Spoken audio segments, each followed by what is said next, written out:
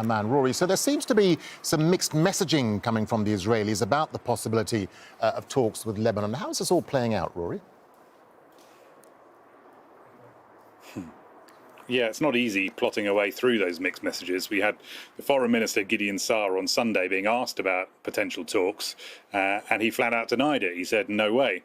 But Benjamin Netanyahu has appointed one of his top fixers, a guy called Ron Dermer, to basically be in charge of a Lebanon brief. And the reports are that he's been over to Saudi Arabia recently to go and do the groundwork for any such talks between Lebanon and Israel.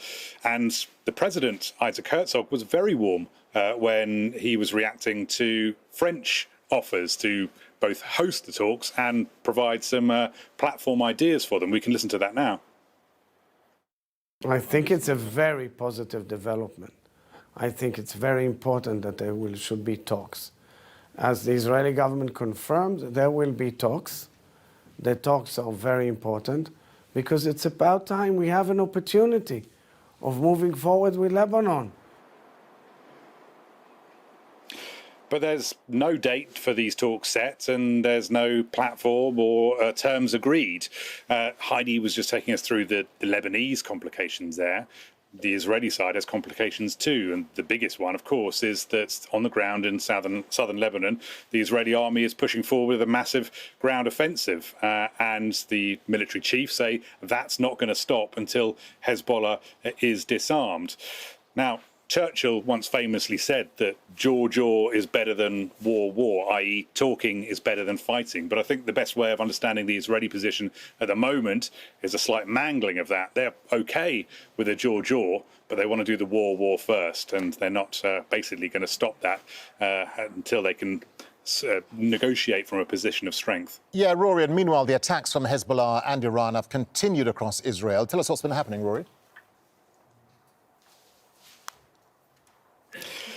Yes, sirens and running to the air raid shelter is now the basic rhythm of life, certainly in the north of the country. Hezbollah is raining down 100 rockets a day at the moment, and on top of Iranian missiles coming across and hitting many different parts of the country.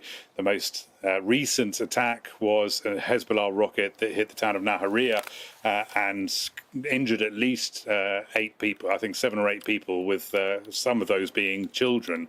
The government is trying to inch the country back towards some degree of normality, and 2 weeks ago, workplaces were allowed to reopen again.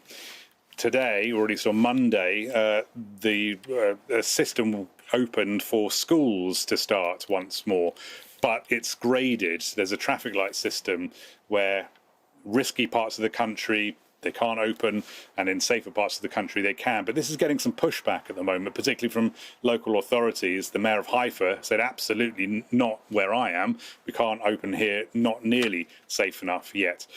Plus, at least 40% of schools can't get their kids to an air raid shelter in time. So there is still broad support across Israel for this conflict, both the Lebanese conflict and the Iranian conflict. They think that it's a necessary job. It has to be done.